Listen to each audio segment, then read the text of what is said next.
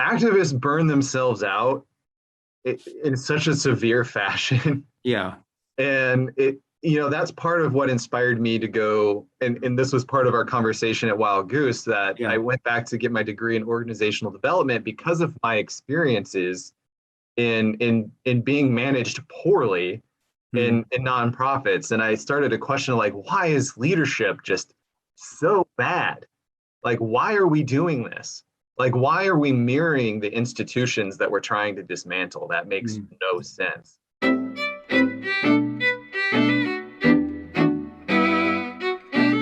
Hi, this is Frank Schaeffer, and you are watching and or listening to my podcast, In Conversation with Frank Schaeffer. And if you like it, please like it in the online sense. Tell people about it, share it. We've had a lot of very interesting guests in the last months. Today, I have someone who I met at the Wild Goose Festival, so this bodes well. Wild Goose is one of my favorite places to be every year. I was one of the first speakers, or at the first one, I think 12, 13, 14 years ago, and have been to all of them since, except the COVID year. And Keaton is someone who works as director of admissions at Pacific School of Religion. And when I stopped to talk to him, he was sitting in a booth, I guess, recruiting students and getting interest on the school.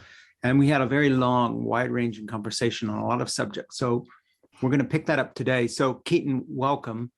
And the way you pronounce your last name is Andreas, right? Andreas? Andreas. Andreas. Like a breeze. But yeah, I'm very bad on names anyway. And then I have a friend whose name is Anders, and he's a Swiss guy. And your name is spelled almost the same. And since I'm dyslexic, it's close enough so I wouldn't know the difference anyway.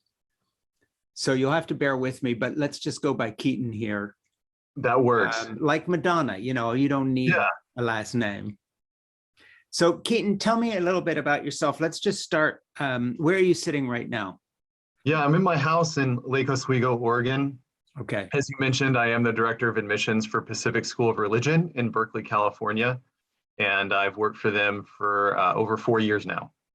And as I remember it, forgive me if I'm wrong, but the Pacific School of Religion is actually quite an old school. It's been there quite a while. Yeah, I believe next fall will be the 156th entering class. And they were founded in 1866 in Berkeley, Yeah, California. well, so for California, that's ancient. If you were out here in Boston, we'd say you just sort of arrived, but well, it was the first Protestant seminary on the West Coast. Yeah, and today, fast forward, does it have any denominational affiliation?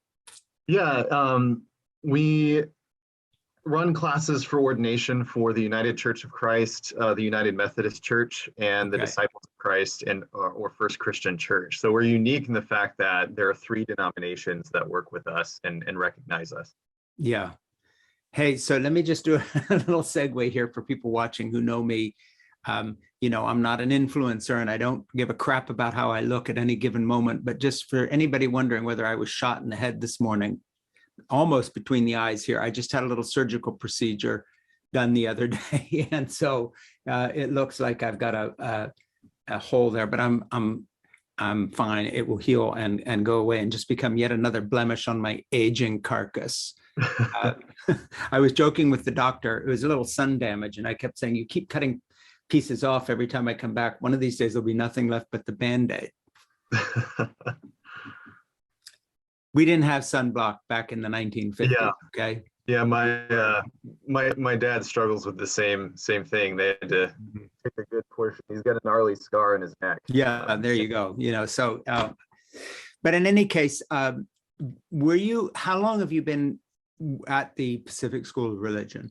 Yeah, I started in 2017, so it's been about 4.5 years at this point. And if you move back beyond that, who are you in terms of training and all that good stuff? Yeah, so I seem to cannot get enough of school. So I have 2 master's degrees. I finished my most recent one in organizational development in May. But about 10 years ago, I went to Fuller Theological Seminary, got a Master of Arts in Intercultural Studies, And when I finished that, I went into the nonprofit world. I worked for a Christian organization called Bread for the World. I was a regional organizer for them.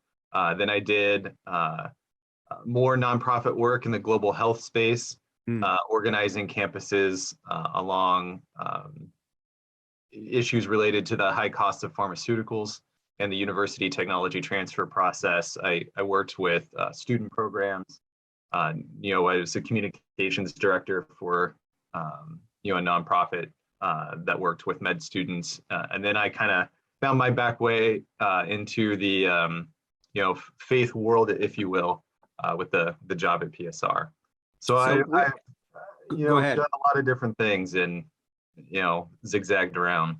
Do you come from some sort of an evangelical type background that got you focused on religious nonprofit type work, or did you just stumble into this, or are you? Yeah, no, that's an excellent story. I grew up in southern Oklahoma, and my town, Duncan, is my hometown, is the birthplace of Halliburton, the mega oil corporation. Yes. And my dad worked for them for over 35 years before he was unceremoniously laid off in his early 60s. And so I grew up taking my faith very seriously in that evangelical context. I was using a Strong's Concordance to exegete my own scripture at the age of 11. I have had a number of mystical experiences that attached me to my faith even stronger. But all I knew growing up was that one modality.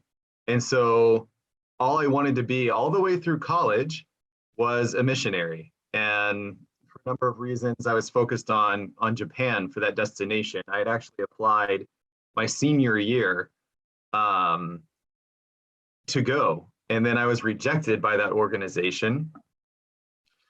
And then wound up going to seminary instead. So seminary was actually my plan B. And for the longest time, especially my first year there, it was a sign that I had failed. I had,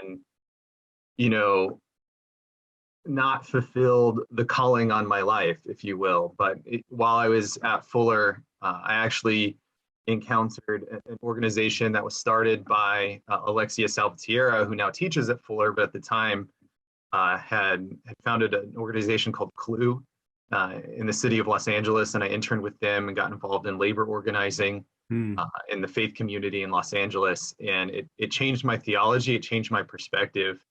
I actually got to tell Alexia at the Wild Goose Festival that those moments had a huge impact on my life. So that meant a lot to me to be able to tell her that. And it was from there that really the trajectory of my life entirely changed. And so, yeah, it really connected to me. And in your writing, you write with a really surprising amount of vulnerability. And I really connected to your story coming from that world myself. Yeah. Would you, these days I sort of call myself an atheist who believes in God, kind of an ambivalent way to describe the, I guess, paradoxical view that I have of faith in general. I'm just wondering where you are on your own journey. And obviously it is a journey because you're describing it as a journey in working at, as director of admissions at the Pacific School of Religion. Let's start with the students there, not you, and then come to you. Do they sort of run a gamut? Are some, I sometimes dip into the little local Greek Orthodox church here, very traditional liturgy, but I would say about a third of the parishioners are genuinely atheists who come because of traditions, family, and then it runs all the way to some very devout people who would probably describe their faith almost in the same terms as an evangelical born-again Christian.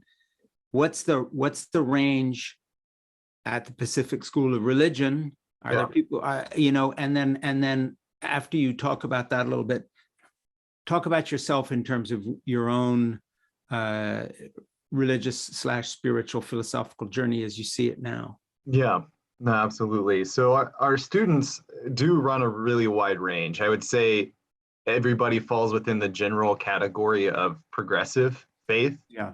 but that means a lot of different things. And one of the primary driving forces for that is that PSR is a very outward, not advocate for, but I think pioneer for LGBT inclusion and rights in Yeah. the faith setting. And being the admissions director, I read every application that comes through the door for the past 4.5 years. Mhm. That has really connected me to these stories of individuals that have religious trauma, that have been rejected from the faith of their upbringing. A lot of it is from the evangelical space, but not necessarily exclusively just that. Mhm. And there are people that have no reason to even want to be around the subject of God, but yet they have this strong call on their lives that they're responding to. And so they come to our school and they seek to be ministers, and they seek to be chaplains. They seek to. How many at any given time are there? There's about 120 active students at this point. Okay. And of that group, would you say that there is a majority of kids who come from what we'll call the LGBTQ community, or are they people who are just sympathetic in that regard? Do you think you have a higher proportion than, say, the national percentages and average? I don't have an exact number, but just from being there, our proportion is definitely higher than the surrounding population. So it's a disproportionate. And male, female, non-binary, kind of a mix of people? Yeah. Mm-hmm. Mostly guys, mostly women? No, it's majority women or women identifying individuals. And are they going to go off and be ordained somewhere? Sometimes, not all the time. We have a wide-ranging, group of individuals. Some do follow that traditional ordination route. A lot of chaplaincy interest from our students, but as well as nonprofit professionals wanting to really anchor that faith training piece. So to go back to what you were saying of people who have sort of been rejected, and then they find a place there, does that in some way mirror your own journey, or are you coming from a different place in terms of just your own migration? I think it does mirror my own journey, because my first encounter with power was in middle school, and I was bullied pretty badly. I had people throw rocks at me. Oddly enough, loose change. Sure. Yeah. Go figure. But I mean, Southern Oklahoma is definitely, what you would call that. I think the term is boys club. And what was that in reference to? Why specifically in their minds were they bullying you? How had you been singled out? I was a little husky and I was smart. I had glasses. I mean, I wasn't popular. I wasn't athletic. I was sick a lot. And that was enough. And I had also tried out for the baseball team, and the fact that I didn't, look or look like the other people there, that was enough to get me singled out. And I remember one distinct memory. A friend of mine's backpack was stolen, and the kids were playing keep away from it. We tried to go to the teacher on duty to help, and literally told us to stop being tattletales and learn how to grow up and handle our own problems. Yeah. And this is somebody employed by the school. Yeah, on the payroll. I remember when my mom went to the principal, because I would miss like a full semester. I had migraines, and I was out of school a lot. And he told my mom he has students with real problems, and basically ushered her out of the office.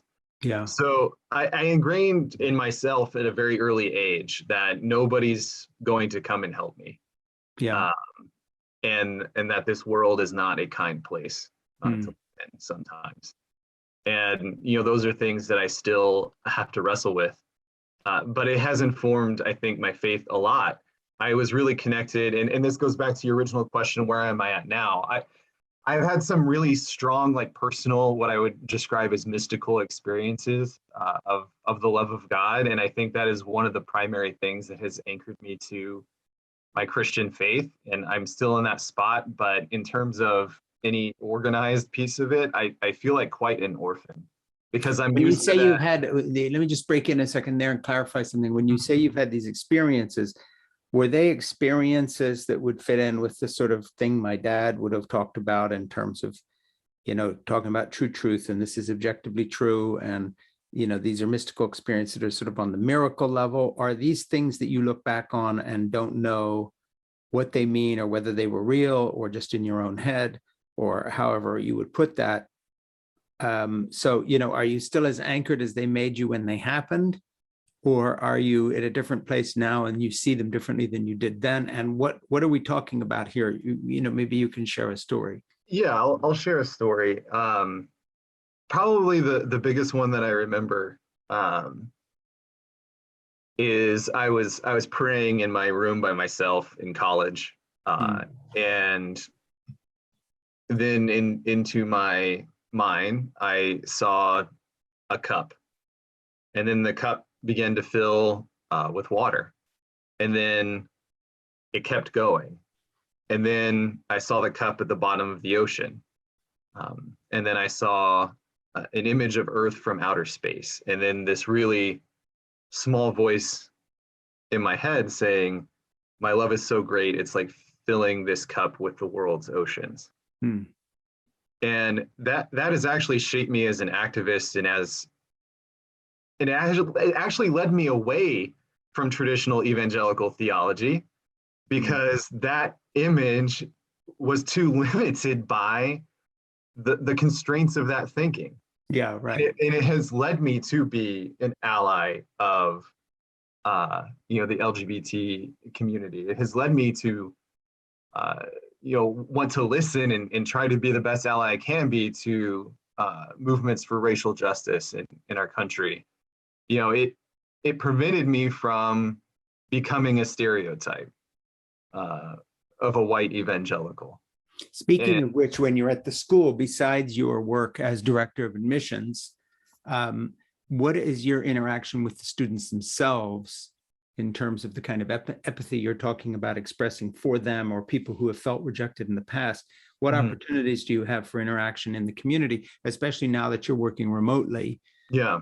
And we'll get into that, by the way. I want to hear how you do this remotely. But what level of interaction do you have? Is it a small enough community so that you overlap with what you might call pastoral or kind of therapeutic interactions with these students, or are you pretty much cut off from them once they sign up and you've suckered them into joining your tribe? Well, I mean, it's by design that I don't interact a lot once they arrive at the school, because then it's for them to get into the community. Sure.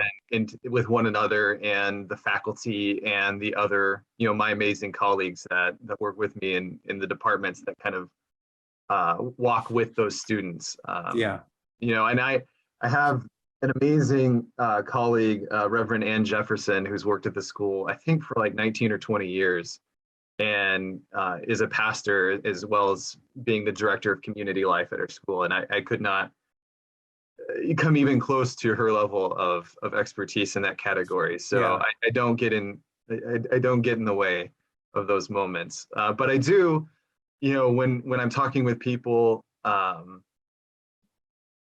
coming to the school as they're thinking about joining or go elsewhere, like I do try to make that a very earnest and vulnerable space. And that's the attitude I try to bring with any conversation, even this one. I want to bring my authentic self. I want to be vulnerable. I want to connect, and I really want to show that person on the other end of the call that I value them. Now that you're working remotely, how would you identify your community? Forget the job at the school, you're not there. So who do you interact with that kind of sustains you and gives you some caregiving, as well as the caregiving you try to give others by the way you reach out? Well, I'm still connected to a number of my friends back in the Bay Area. In fact, I'm going to see a lot of them this week. I have to drive back down to PSR, start tomorrow, actually. So I'm going to be in the Bay Area the next few days. But other than them, like I have like a game group with my jiu-jitsu friends. And those have been some of my closest friends over the past several years. But I just started going to a new church here in Portland called Makers. I started like less than 2 months ago. But there's starting to be churches across the United States that are people in the millennial age group. So I'm 34, so around that age, a little bit younger, are planting these churches that come from the evangelical space, but then whether they feel limited by that or feel rejected by that space, they're opening up their theology to a more like questioning and like open spot. Yeah. And allowing for deconstruction, allowing for questions. And it's been that community recently that, has allowed me to really connect to this place. I also have a neighbor 2 doors down that, so my wife is pregnant. She's in her 3rd trimester. It's been really challenging. Is this your first child, by the way? Second. And when you say challenging, has she been ill, throwing up a lot and that kind of thing? Oh yes, very. And she's still quite nauseous, and she manages to go to work. She's a tennis instructor. Yeah. She's so much stronger than I will ever be. That's why you do jiu-jitsu, because otherwise, how are you going to hold your own? Right. Tennis instructor. Speaking of which, let me draw something. I'm sorry, I don't know her name, Keaton. Your wife's name. Yeah, her name is McCall, M-A-C-A-L-L. Yeah, well, you and McCall owe yourself a favor, and we can provide it from In Conversation with Frank Schaeffer. Go online and look for a movie. My producer, Ernie, can tell you when the show's over, how to find it easy. It's on YouTube. It's free, called Year One. And it's produced by someone who we've interviewed extensively on In Conversation with Frank Schaeffer. It's about her first year with her first child. She's pregnant with her second. She suffered from very bad postpartum depression, and she's become something of an expert. But it's one of the most beautiful films about introducing a child into your life that I've ever seen. It's an amazing piece of work. Her name's Erin Bagwell. She's a great filmmaker. It's had tremendous success. But anyway, you should watch this. Since your wife's having a tough pregnancy right now, it'll speak to her. It's a really good piece of work. Now, how's your first child doing? Was that a hard pregnancy too? Yeah, it was very difficult. It's actually been a challenging set of years for us. And my first daughter is almost 5. She turns 5 in January. But yeah, that pregnancy was maybe even a little worse than this one. Yeah, which I've been almost full-time caretaking. Some days, go from about, 7 in the morning to about midnight. Yes, I know the drill. Did you, by the way, I think I gave you a copy, or maybe you have a copy of this new book of mine, Fall in Love, Have Children, Stay Put, Save the Planet, Be Happy. Have you taken a look? Yeah, I've read the whole thing. I wanted to invest in that before we spoke today. Well, this interview is not about me or my book, but we're talking about having babies and people getting ill with children. So I'm just wondering if that did that some of that resonate with you. I'm not looking for compliments. I'm curious though, because you're in mid-flight on the very journey that some of my book is about. Yeah, no, absolutely. I think it strongly resonated with me. And one of the thoughts I would expand on it too is that kind of family approach is mirrored in progressive activism. Activists burn themselves out in such a severe fashion. Yeah. And that's part of what inspired me to go, and this was part of our conversation at Wild Goose, that I went back to get my degree in organizational development because of my experiences in being managed poorly in nonprofits. And I started to question, why is leadership just so bad? Why are we doing this? Why are we mirroring the institutions that we're trying to dismantle? That makes no sense. And I began to be very interested in how we can organize ourselves differently as a way of showing the world a new way of doing things. Yeah. For those watching or listening, this is In Conversation with Frank Schaeffer, a podcast available on the interwebs, wherever you find these things, as well as a Facebook Live event. And I'm talking with Keaton Andreas today, who is father and a director of admissions at Pacific School of Religion, one of the oldest seminaries on the West Coast, if not the oldest. And we're talking about children and so forth and so on, and the intersection of the nonprofit world with trying to have a family. To wit, I know a lot of pastors' kids and missionaries' kids who grew up in families where the parents were too busy with the work of the Lord to really be decent parents. And in some ways, it was a lot of my experience growing up in an intentional community where my mom and dad were always having meetings with people. I was sort of being homeschooled, et cetera. So I know that drill. And I'm wondering how you're putting it together in your own life, working from home. You say you've been a caregiver of your daughter. First of all, what's your daughter's name? Her name is Isla. And how is Isla doing as we speak? You know, I think she's doing really well. She got to go with McCall, my wife, to an ultrasound yesterday and got to see her sister for the first time. Great. And she was very excited. My daughter is an absolute fireball. You just kind of attach yourself via a string and just hold on tight. And it is an absolute adventure to be her father. And, you know, she feels really intensely. And I think it takes a lot of patience to work with that, especially during this time when she hasn't been able to be with her mom as much. And she's definitely attached to her mom. I'm not the first choice parent right now. And we've had to just work with her through that and just really get as much time as we can. You know, for 2 months in July and August, my wife is almost completely bedridden. So we didn't really get to go anywhere. We have Sundays really reserved for our family time as well as Saturday afternoons. And we're pretty intentional of going out as a family and doing things that are adventurous and having fun, but we've done a lot less of that during this pregnancy. And it's just been a temporary adjustment. You know, working full time and trying to balance everything.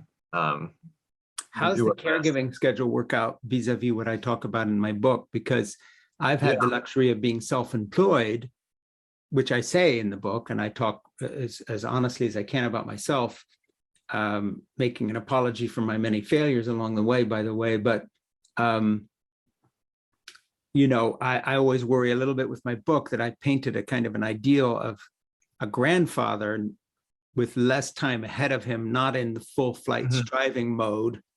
How does someone who's your age, early 30s, translate that idea of full-time caregiver into a father situation where you are doing this, and now with the double whammy of your wife being not well? That has to be a pretty heavy thing, even though joyful, et cetera, not always fun, not always happy. Yeah. How does the theory translate? This kind of joy, I say, is supposed to be found in caregiving. Do you just, you know, is that fine for artists, writers who live in Massachusetts and are 70 years old and they're doing grandchildren, or does any of that apply to your situation? I think it depends on where my perspective is at any given moment. Kind of to give you an example of what it's been like. So thankfully, my work, PSR, has a clause in our contracts where we can take 2 weeks of emergency leave due to a family illness. Yeah. And what my wife was going through qualified for that. So I was able to, in the middle of the most intense time, take 2 weeks off of work. That didn't cut into my vacation. And so that was unique. Not a lot of places have that. So I did get to do that. And then at the same time, I had my parents, they live in Roseburg, Oregon, 2.5 hours away. They drove up to help. I had my in-laws from Los Angeles come in for, you know, my father-in-law is retired, and he came for like 3 weeks just to help and manage the situation, because we're talking like hours on the phone with Kaiser.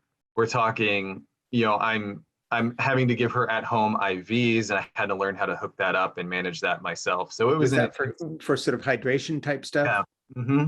Yeah. And so it was an intense situation for a couple months. It's not that bad now.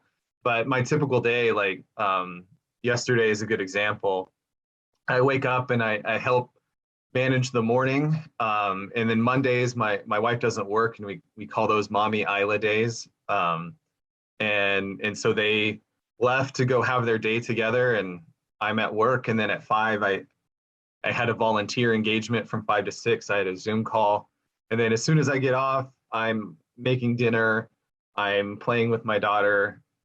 She just started watching this TV show centered around Jurassic World and absolutely loves it. And I'm trying to get excited with her about that. And it's Christmas time. We decorated our house. Yeah.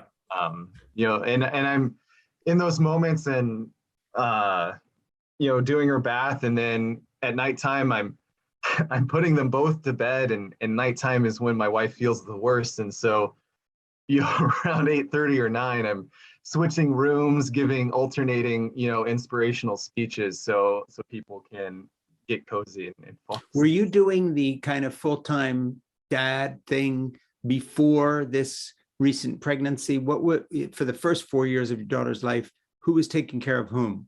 And how did that work out during preschool and all the rest of it? Yeah, so she has preschool 4 days a week, but it was almost centered exclusively around my wife because she's the favored parent. My daughter just has more affinity, is more attached to her. Right. And so she naturally gravitates. And were you working from home during that time or not? I didn't work from home until the first COVID lockdown. And that's kind of how I got to Oregon a few months into the lockdown, an opportunity. So she was 2 when this all started, or maybe 3? She was 3. Yeah, when it all started. And my wife got a job opportunity up in Oregon. We wanted to be closer to family. And it just worked out to where the school could keep me on. I was pretty transparent about it. I work with an amazing team that wanted to keep me on, so it's worked out. Given the first pregnancy was so difficult as well, was the second pregnancy one where you went in aware that this might really be hard? And did you have any idea of how hard it might be? And did your wife, how did you make all those decisions? Well, I think we went through a fair amount of amnesia about it, or maybe some wishful thinking. Yeah, it was a difficult journey because I actually had some infertility issues on my side. I actually got surgery for, which wound up working way faster than we planned. You thought it would, yeah. Yeah. So I had that surgery in February, and we found out we had our second on the way in June. Okay. So the surgeon did her or his job. Yeah, for sure. And I think we always knew that it could be really challenging, but we just were really passionate about growing our family. We didn't see ourselves as having just one child. And this is a point that you make in your book, that you're never going to be ready. It's never going to be the exact right moment. Exactly. And that's kind of where we are coming from. Like, there are a lot of reasons not to, and we had actually gone through a separation and had a really tough moment in our marriage, and we worked really hard on it and got back to a point to where we were really solid. And there are just like so many reasons and all of that where like you could have, you're making a pro-con list, people would have a good argument of telling us to not have a second kid, but it just. How long had you been married before she got pregnant the first time? It's true. Good question. 6 or 7 years. And when you went into the first pregnancy, was that after you had the surgery the first time around, right? So that was the pregnancy that came with after the surgery? No, that actually happened on its own. Okay. And then you needed something done. We had gotten to the point of exploring those options because it had taken a long time. Yeah. But then our first daughter was born. It's an interesting conversation, because thinking of Aaron Bagwell's film Year One, and by the way, Ernie, when this is all done, when we put this podcast up, send to Aaron, because there's a wonderful symmetry between Aaron's story of postpartum depression the hard year she had with that baby. I think sometimes a lot of people think that men are exempt from these journeys. And of course, both biology or God, however you want to put it, has absolutely sandbagged women and handed them this insane hand, as your wife is experiencing right now. So you're having your problems, but you're not on IV fluids to keep you hydrated. Right.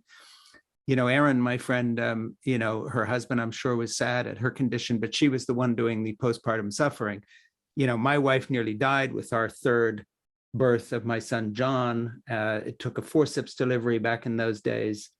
This is, quite a while back, almost 40 years ago, at a very small regional hospital. But these days, it would have been a C-section. She was in labor for 36 hours. And then as a result, a few years later, was having a hysterectomy because of all the complications that went with that delivery. So, women have a very steep path, which is, often swept under I have no idea why people don't just understand that the human race is divided into two halves. One walks away scot-free almost everything, and the other one has really been sandbagged with procreation. Much as I not only love children, but advocate in my book about the joy of children. But I mean, it's way too little talked about. But that said, your struggles are instructive because the commitment to family and the joy that we get from that is a serious undertaking. And this idea of somehow we don't feel ready, so many more people today aren't having kids at all, which is a great shame because they really don't know what they're missing. And you know that because of all the men that you meet who talk about how they waited until much later to have children and how they bitterly regret it because it's the best part of their lives. And that's with all the rough and the smooth taken together. I mean, I know tons of men and women, for that matter, saying if they'd had any idea what it was going to be like, they would have done it years sooner. So that's the theme you hear. That said, it's a tough road for men too. So I'm glad you're sharing this. When your wife's due on this delivery, where was the birth of your first child itself, the actual delivery, also fraught, or was that okay? It actually went pretty smooth. It was a bizarre situation. She was born on the day that Trump was inaugurated. So that day is always stamped in my memory. Yeah. Well, there you are. Somebody had to be. Sorry. You're right. Let's hope she has her 21st birthday on the inauguration of the greatest president that ever lived. January 20th, 2017. Wow. Personal day for me to celebrate. Yeah. For various reasons. We have a nice comment from Elizabeth, who says, thanks for your transparency, Keaton. Your vulnerability will save someone else's life and mind and heart. So, I feel the same way. So thank you very much for talking about this. Now, let's just get into where you're at now. How many more months to go for your wife at this point if she goes to term? Just under 3, 78 days, 78 days to the due date. We ask our, devices a lot. How many days are a lot? Yeah. Well, you were mentioning in the book that I say, well, if you're going to have kids, have them because there's never a time to be ready. Jeannie and me, my wife and I got her pregnant when we were 17 and 18. We've been together 52 years. You were talking about going through a bad patch and a time of separation. Again, it's a long haul. It's well worth it. We are happier now than we have ever been in our lives. And we had terrible years, in the first 10, 15 years of our life together, we had very wonderful times, but also really terrible. And often got to the point where had we not had some very deep bench support from an extended family, I don't think we would have ever made it to the later stage of our lives where things have gone so well for us in terms of our relationship. So I think, again, people underestimate the seriousness and the difficulty of commitment on these things. So your wife, when you put it back together again, is there anything about that you can share with us? I don't mean intimate details about why and how, but like, how did that all work out? Like, who decided to stay with whom, come back? How did that work? Well, I gotta say, it takes both people deciding that it was the right thing. while I don't advocate, for divorce unless it's necessary, it's not Yeah. like I'm close to it. It's definitely, just to continue my transparency, it was an option that both of us considered. Yeah.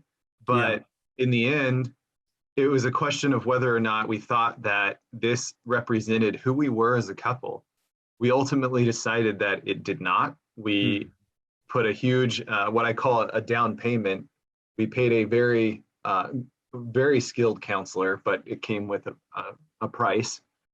And we were fortunate enough to get help to support us, and also fortunate enough to have the money and the resources ourselves to pay that price. And it really helped us, link the miscommunications that were several that had become, toxic cycles, and we broke through those. And was this before the first difficult pregnancy? I would say that the difficult pregnancy exposed the cracks that we didn't know were there. And we have an unusual relationship. So my wife was a professional tennis player for 6 years.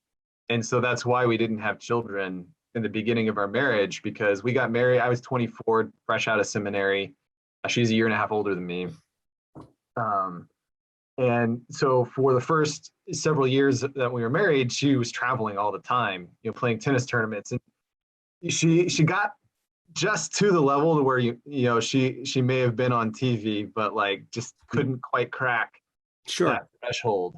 But she is a very skilled athlete, very hard worker, and all we knew was just the two of us. And when that becoming three, I think really exposed some just ways about our relationship that weren't healthy. And I was still coming to terms with certain pieces of that evangelical subculture that I hadn't quite let go of. And one of those is just in the topics of sexuality.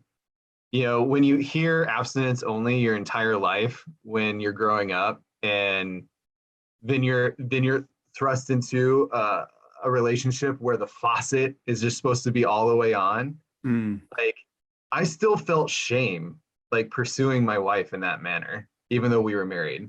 Yeah. And so that's only one of a lot of different things that were going on. But I had to really own kind of my end of things, and my wife did too. We worked on it together, and I don't regret it for a single second. We just celebrated our 10th anniversary recently. Good and for you. I told her that if I had to go back in time and tell myself exactly everything that was going to happen, I would do it all again. I just feel such a really strong bond to her, and we work, and we just decided together that was going to be our path. And it took both of us. We worked really hard. Had she come from a dissimilar background to you, or did she No, still have? not at all. Her background's very similar. We certainly have different ways we've reacted to it, and in different ways that we've taken it in, and she hasn't had the opportunity like I have to be placed in positions in life where I'm purposely deconstructing and thinking about theology and trying to hold things in tension. I remember just recently she was reading a book that uses female pronouns for God, and she was expressing just how that resonated with her strongly. And I was like, well, there's probably a really great discussion to have there. So I'm watching her, explore her spirituality in new ways, coming off of those events and of a few years ago. And yeah, like as I was saying, we react to it differently, but we do share that background. We were both members of the same church network in Fort Worth, Texas. We both went to TCU. That's where we met. Yeah. Texas Christian University. And in that formation there in particular, we've kind of spent the last several years trying to sort through some of those events. But you know, it seems to me from the perspective of someone that has been with the same woman now for 52 years and started it as a teenager. I mean, you were pretty young too by today's standards, but Jeannie and I finished growing up together, which was very lucky because she came from a very different background. She grew up in San Francisco. I grew up in a mission in Switzerland, but she spent enough time in Switzerland the first 10 years of our marriage so that she knew my family extremely well, where I came from. And then when I was an evangelical celebrity, we were out on the road together and so on. These were terrible years in terms of just so much, but the fact is I don't have to explain anything to her. But if she hadn't been along for the ride and I had waited till later, I'd spend the rest of my life not being known because you actually had to be there. I mean, it was like wartime experiences can't be really shared with anyone who wasn't there with you. So we were fortunate in that regard because my background was so bizarre and off the chart in so many ways that if Jeannie and I hadn't connected virtually at the end of both of our childhoods, we never would have caught up with each other. But even that did not prepare us for, you know, so many things, most of which was about my temperament, you know, as I put it in the book, Raised to Be an Asshole by Divine Right, because of the evangelical theology that, you know, makes me in charge of everything because I'm the man and the woman's supposed to obey and all this sort of ridiculous patriarchal stuff that came with our territory, feeding my worst instincts. I mean, it would be like as if you were a kleptomaniac and you happen to belong to a cult that glorified ransacking stores, you know, and so instead of it curbing the behavior, it says, no, this is what God wants for you. So basically all our problems flowed from me. You know, it's better, you know, it sounds nicer to say, you know, we worked it out together. In my case, every problem our marriage has ever had is Frank Schaeffer's fault. And that's not, you know, that's a fact. That's not me being generous or telling it like taking the blame, you know. No, Jeannie is Jeannie, and she's, you know, it would take a real asshole by divine right not to get on with her all the time because, you know, I'm the one that caused all the trouble. And so basically my marriage depended on Jeannie seeing enough promise in this kid she had hooked up with to hang in there long enough for him to grow up. That's really what happened. So, you know, I owe her everything in that regard. But one thing it taught me about everybody's predicament, had I been your therapist, which I would not be qualified to be, I would say whether it's childcare or parenthood or your vocation, you know, if you're an artist or a writer or an educator, something important that you're doing that you feel passionate about, anything important in life. In fact, I would put it this way. The definition of something worthwhile is it's going to be hard. And so if a relationship is important to you, I can guarantee you one thing. If you catch the temperament of the moment, you will be divorced. You will walk away. You will abandon that family. If you stick with it, it's worth it. I'm not saying divorce is always wrong, but it just seems to me we live in a culture which does not explain to anyone that whether it is becoming an artist or a writer or a married human or a pair bonded person or a parent, or even learning to love the community you're in, not only is this hard, the downside is always going to seem impossible at some point. And so it's like, you know, this can never be fixed. This will never change. I mean, this is what haunts one. And the only wisdom I can offer from a little further down the road is that, yes, things can change. Things can get better, but they won't if you don't hang in there. I mean, that becomes a self-fulfilling prophecy. You walk and that's the end of it because that's it. And I think coupled with that is this illusion in North America, particularly, that not only instant gratification, but this illusion that you can start over. You can't start over because you're still there and you bring that package with you. And it's the habit of life of walking away from situations that sticks. And so there are no casual relationships, none. The more casually you treat one, the more serious it is, because now you're getting in the habit of being casual about relationships, which is a very serious thing. So, you know, your story is great because you guys did the right thing. The perseverance is what served you, however you got there with therapy or not. The big thing is at some point you realize this is a journey and you're not going to be able to solve it just by by walking or starting over. Does any of that resonate with you? I mean, yeah, I mean, the very thing of I had the presence of mind to really know, and my wife felt this way too, that the way we're feeling now in those most intense moments may not be how we feel in Mm. 3, 4, 5, Yes. 6 years. Yeah. And here we are, just all of the most intense things happened in 2018. We're 3 years removed for that, growing our family and really anchoring ourselves community here in Oregon. And it's kind of been one thing after the other. I know that I would love a chance to breathe out. Right. It's been a tough number of years, but there's been some really high, intense like moments of joy. Like we were camping on the Metolius River in June, and I fly fish. It's one of my main hobbies, and we were just enjoying time as a family. And it was that weekend after we got back that we found out that there was a new child on the way. And I think back to that week, and it's really one of the few examples of what I know our family is becoming when we're not having to address like the immediate right things in front of us. And I'm excited to expand on that memory and that life together, because I know that there are many memories coming from that. And part of my decision making at the time was predicated on like there are dreams I had just being together at our daughter's graduation, things like that I wasn't willing to give up on those. Yeah. How does your wife feel about the journey now? I mean, I don't want to make you speak for her because that's not going to help your relationship any, but to the extent that you can, where is her head at? I mean, we're getting a good picture of where you're at today. Yeah. But since you've gone into the relationship, how is she feeling about her tennis, about the tough pregnancy, about where you guys are all at? How is she doing today?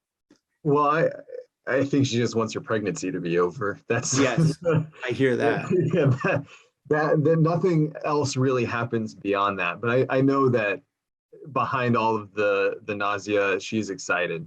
Yeah. And I do know that. And what I'm excited for is for that to be able to show itself once she feels better. So I kind of, I'm excited for the next season. Yeah, well, it's got to work out because, you've read my book and you're doing what I said, and you were doing it before you read it. So I wish you had waited a few years so I could say, hey, see? Yeah, I could have used this advice before the first All time. I love, have children, stay put, save the planet, be happy. I mean, the be happy part is open to interpretation. If I had it over to do again, I would say maybe find joy, which lets you off the hook for the unhappy times, which is a lot. But the thing is, the earlier years of a relationship, which by the way is not 1 year or 5 or 10 or it's 15 or 20 years. That's the early years of a relationship. In case anybody wants to know what I mean by long term, those are the early years of a relationship. Until you pass 20 years, you really don't know the other person, because you know this person you married at that age, but they're changing. And when who you are at 40, 50 years old, you're just starting to grow up as a human being. Even if you're an immature male like me, females also take a long time to become a good red wine, as it were. But childhood, the same. We think, it's so long, these little kid years are long because they're difficult, but then all of a sudden, boom, it's over and everybody's in school and you realize that was it on that. So, the first day of the rest of your life is not when you're up all night because the baby won't sleep or your wife's having morning sickness all the time. This is going to go by really quick, no matter what impact it's having on you. Yeah, absolutely. We don't have a sense of proportion about that kind of arc of life. Well, and I have support this time around that I didn't have the first time, and that lack of support helped set the stage too. And I'm not saying that I blame it. So where I was working previously, and I won't name them because I don't want to throw them under the bus, but like I had made, small errors. I was the communications director. I remember putting an extra space after a comma and a salutation, and I got a speech about how I was embarrassing the executive director in front of their colleagues. And, there was a work from home benefit that I was not allowed to obtain because of mistakes like that. And I was commuting 90 minutes. The Muni, I was commuting to Balboa Park from North Oakland. And the Muni would break down. Sometimes it would take me 3 hours to get home. And my wife was nobody was making it easy for you in the situation you're in. You found yourself in, though. It sounds like some of your family stepped up.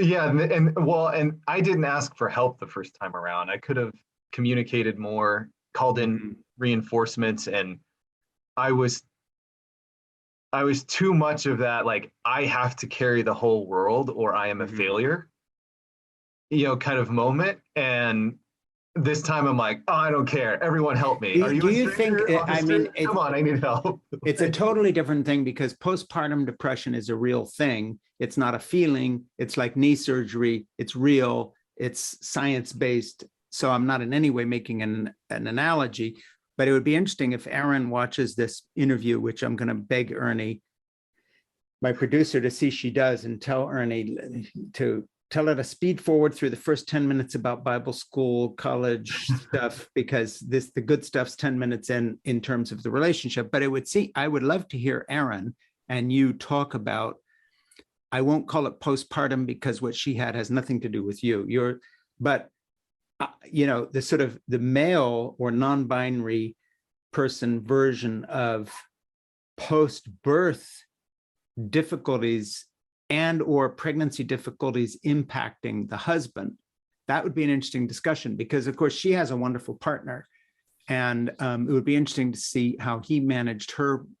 He was very supportive of her all through that, but in terms of the war of the sexes and do men do enough and so forth, you don't hear enough about people like Keaton, who are obviously the partner that your wife needs right now and would not be getting through this without you. I mean, you're doing IV dehydrator. You're doing your share, which doesn't in any mean that you can take away her suffering. But if this isn't what it's about, I mean, you have her back, right?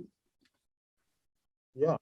And I think it is an interesting conversation, because, I still have not encountered another husband or partner in my situation where like part of the conflict that started after our first child was born was the fact that, like, I had gone through so much trauma watching her suffer and being able to do almost nothing about it, that I wanted a break. I was still commuting 90 minutes, one way, like 3 hours a day or more. And then all of a sudden my wife feels amazing and better and is back to, like, not feeling like I'm doing enough, but like there was like no space. And it was very jarring. And the ways I reacted to those moments, I regret. I wish I had had the presence of mind to react differently, but I didn't have the skills or the knowledge at that point. I do now. Yeah. Well, you were having a sort of a form of PTSD. Yeah. And, I think nobody, and that's part of that, like, kind of Southern Oklahoma space. It's like there's this veneer of perfection, not just from the church environment, but small town. Well, and what's appropriate behavior for a man? You're supposed to be strong. Yeah. I think it goes back to something I talk about in the book, and that is that, we did evolve as caregivers. And of course, North American capitalist society tries to pretend we're not. But, the way we evolved to be happiest and find most joy as males, not just females, non-binary people, but as males, is in close connection and caregiving with community and family. That's how we evolved to be. Otherwise, nobody would ever survive. It does take a village. And we've cut ourselves off from that emotionally as well. So there aren't very many men who, like you, connect with that with the vulnerability that you've taken on to yourself. And of course, I think that's really something. So you might, I'm glad we're talking about this here. We should talk again sometime after the second child is born and follow up with this story. I would recommend again that you and your wife take the time to watch Erin Bagwell's film Year One, because you'll see why there's a direct application to you as a male in her film in terms of her postpartum. Again, I know what postpartum depression is. It isn't a feeling, it's a thing, it's real. But that said, what you've been through is something that needs to be taken into account. And the impact on a loving partner, male or female, with a woman going through a pregnancy that's this difficult is obviously immense, and almost broke up your first marriage, correct? I mean, not your first marriage, your marriage with your first child. Yeah, it definitely, put dents and cracks in there that just kind of continued to spider web and shatter. Yeah. And it kind of all came undone. And then we picked up the pieces and built something new. On that note, I'm going to just ask folks, please subscribe and like In Conversation with Frank Schaeffer, the podcast, so I can continue to book guests like Keaton Andreas, Andreas. Say it right for me. Andreas. You'd think it's a Guatemalan name or something difficult. It's so easy to pronounce. What is wrong with my brain? We had a comment from Paul, our culture in the USA abandons new parents and treats them as if nothing has changed. Thank you so much, Paula. Just so. Read my book, please. On that topic, I will be in conversation with Ted Lieu, the congressman from California, on December 15th, talking about caregiving and paid family leave and Biden's bold agenda for families and what we need to get behind legislatively to support people like Keaton and mothers and fathers and non-binary people with kids everywhere. So this is Frank Schaeffer in Conversation with Frank Schaeffer. My new book is out. Fall in Love, Have Children, Stay Put, Save the Planet, Be Happy. It is the book that literally would be a kind of a foundational document for the conversation I've just had with Keaton. And, this is what the whole book is about. Relationships and family and how to make them work and the joy we have in the midst of the sorrow and the trouble. So Keaton, thank you so much. And please email me how your wife is doing, because I'm going to be thinking about this a lot now. I want to keep me posted on how she's doing, how you're doing. Count me as part of your support structure. I will always get back to you. Let me know how you're all getting on. And thank you so much for being with me today. Yeah, absolutely. Wonderful to continue our conversation from September. And if you're ever, in the Portland area, definitely let me know. Well, hey, if your school does any online Zoom kind of stuff, sell a couple copies of my book, tell them to do it as a class. If there's got to be you can't tell me that in the school that's doing what your school's doing, there's not some appropriate venue for them to use this book. A lot of my books are used in schools. Oh yeah. Anyway. I definitely would have to talk to other people about it, but I'd be certainly happy to put that together. Our students, I think, we'll do it, because I'll do a series of classes, and I'm not looking for money here. You don't have to pay me nothing. I'm not talking about that. I'm just saying I would love to introduce this book to your kids and faculty there. Kids probably isn't the right word for seminary level studies, but people, and get them thinking about this stuff before they get sandbagged by life the way you were with no support. Absolutely. Or, I think there's a lot of people at our school too trying to rethink what family looks like for them. Yeah, well, and the book is very open in writing to non-binary people and gay people and people who aren't having any children. The idea of having children is not just having children. It is the caregiving process that, for instance, you and I have been giving each other right here on this conversation today. That's caregiving too. So it's certainly not just for people who are having children in the biological sense. So I think the diverse crowd that you all deal with would enjoy the book, and I hope you introduce it and let me do some discussion with them on a kind of a book club or class basis, if that would come up. Absolutely. I'll see. Thank you. Well, listen, much love to you and your family. Yeah. And good luck with the last days of this pregnancy. I'm so sorry. Feel better. We're going to make it. It's going to be great. Talk to you later. All right. Have a Bye. great day.